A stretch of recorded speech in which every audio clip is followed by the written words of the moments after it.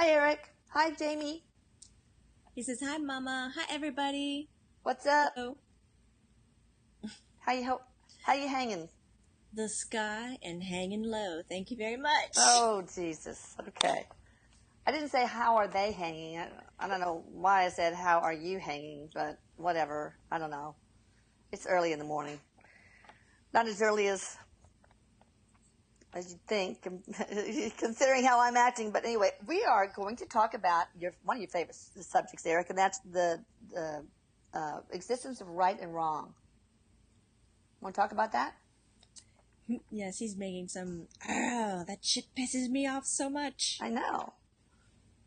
Because, man, the damage that it causes people, just in general. And oh yeah, think about people. He said that were like in my situation, even with bipolar, and constantly being told what was right or wrong, or how I should think and how I shouldn't think. That just fucked me up even more, because here I was trying to manage this chemical imbalance, and then trying to learn what other people wanted of me, because they were telling me what was right and wrong. It's like you could never really get a good grasp of who you were just as is. Sure.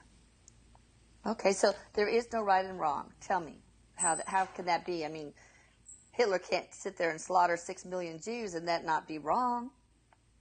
But why not? I don't know. I'm doing the interview here. I'm asking the questions, boy. No, seriously, I don't understand. Because it's very human to need to have into place what is right and wrong.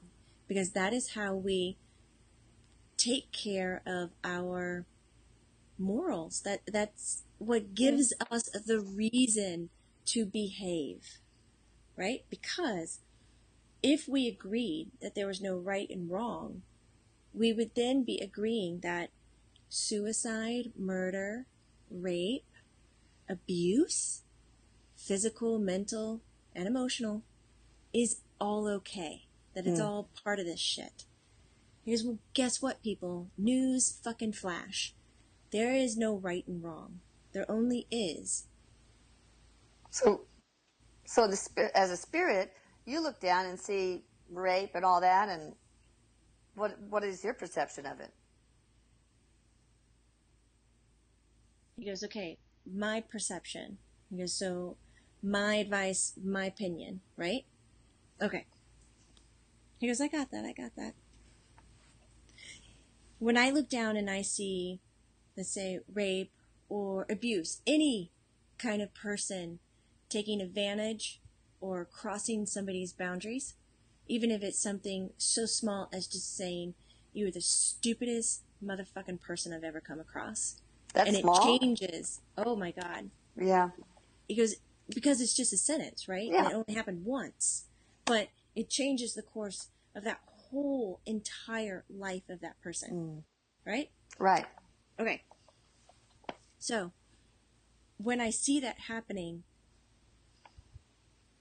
not only do I see that it is a opportunity and a learning mark, I am also able to see, sense, feel, and show the compassion towards both parties. Because one party is obviously going to be designed to be the victim. And he goes, and right here in our language, the language fucking sucks. You know, it should be, labeled something different. The student and the teacher? Or the two students? Or Yeah. Put some new words to it then. It's both, too. Yeah. It's because the person who's receiving the abuse, the words, or the rape, like, you don't know the whole story. They could have been asking for it, taunting, teasing. Do you know what I'm saying? Yeah. There are some times where they're not. Yeah. But I am saying that there are occasions where they are pushing the limits so that it will happen to them, and yet it's too much, they can't handle it, then they fall into this position, and then they have the right to say to everybody else, look what happened to me. Yeah. When it really didn't. You were actually participating in some way or manner. Which doesn't make it right. Unknowing. But that doesn't make it right for the victimizer. It doesn't make it right. But it's also not right to dismiss that, not acknowledge that we all are participating in our lives. Okay. Like for the sentence, you're the stupidest fucking person I've ever met. That kind of a thing.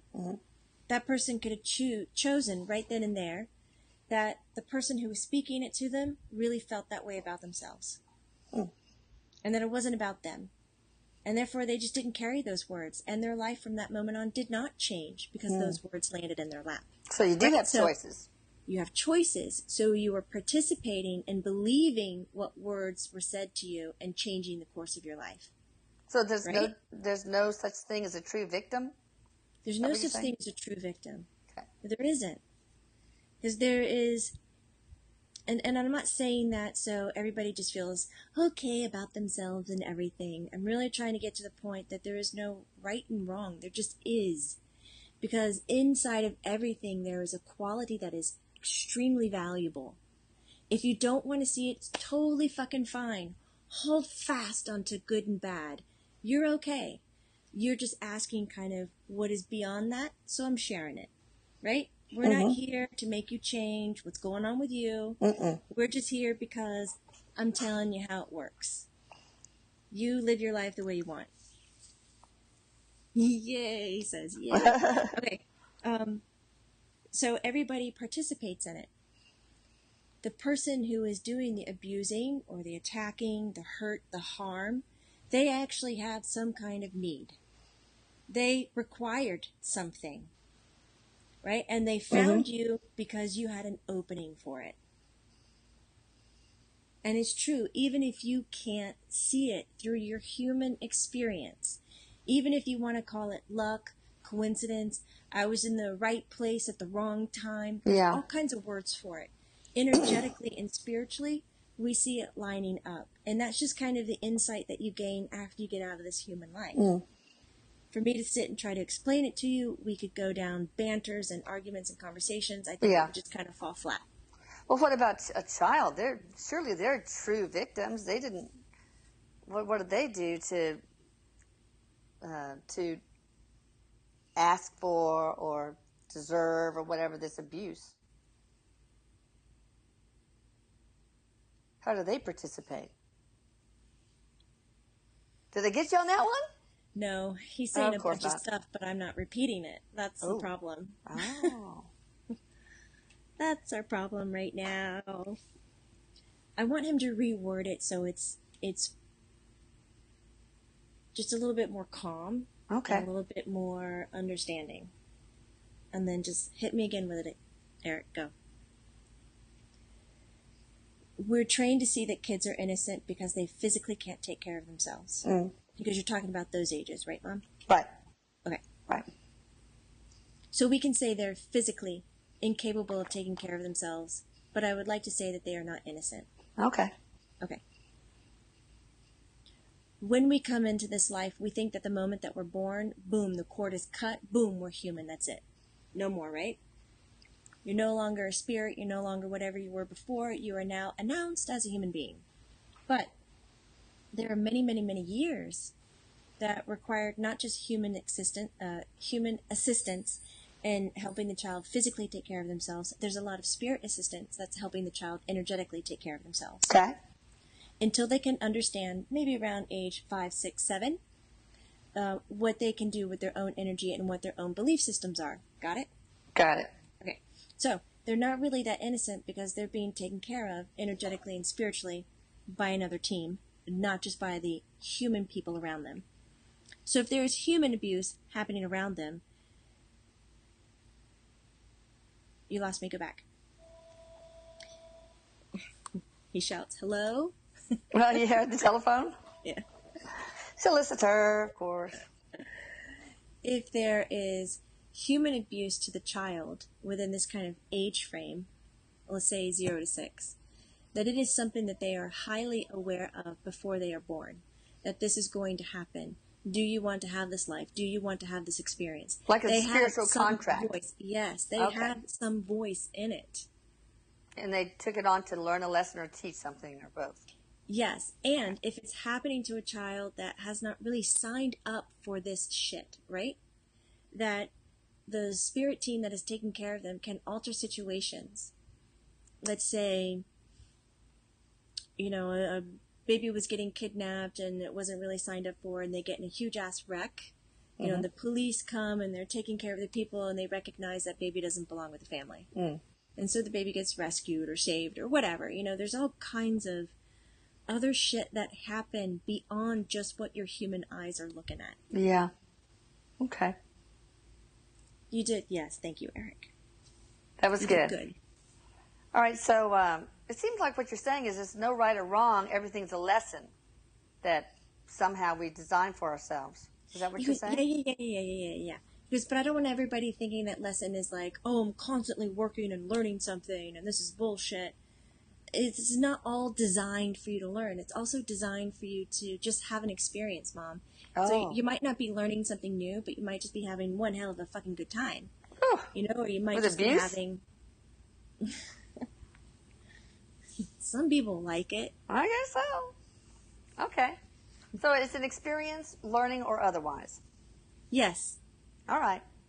So right and wrong doesn't exist, just is, and their experiences. Yes. Okay. Good. What about better and worse? Higher, you know, superior, inferior. You say there's no such thing as that too. Like there's no such thing as a more evolved soul, for example. Right, because if you're talking about a more evolved soul, then you're talking about what? Something's better. Better. Superior, and yeah.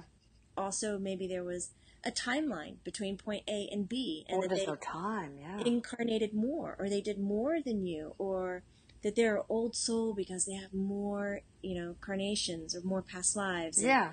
That's just human language getting in the way of a spiritual experience. Well, a soul can have more, a spirit can have more incarnations than another soul. Does it? Yes. Yeah, okay. Yes, that they can, but it doesn't create more wisdom for it. Ah, I see. All right, so, go ahead. We all have the ability to open up and accept information and grow in the planes where we are, Mom. Dimensional planes. So it's choice. If you don't want to know that shit, then you don't open up to learn that shit. You don't open up to hold that information. So that's where the wisdom comes from, the choice to open up your awareness to something. Yeah.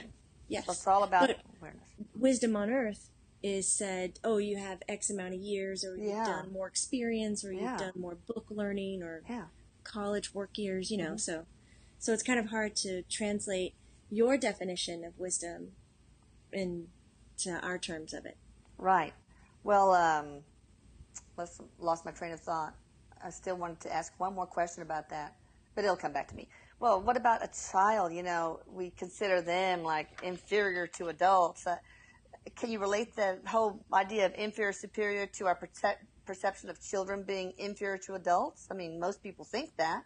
Only physically, because their bodies have to be cared for and taken care of, and they don't yet know the human ropes, but they're still tied to all of the information that's beyond and over here. They're still communicating to us. They have access to all of this, which they can continue to have access for the rest of their life unless their society or their adults or whoever starts cutting that shit out. Okay. So, but I think if things would change if we parented our children as though they were not inferior, that they were just, they needed more assistance, but that's not a sign of inferiority. Then you'd be more on the energetic or spiritual definition of it. Yeah, but we have to have a definition of inferior, superior, better, worse here, don't we? For the human experience? Yeah, for the human experience. Okay, but in truth, in terms of energy, in terms of... Does not exist. It does not exist. Okay. Anything else you want to add about that? He goes, yeah, does not exist. Okay. Are you sure that's it? Yes. All right. All right, well, this was fun. Thank you, too.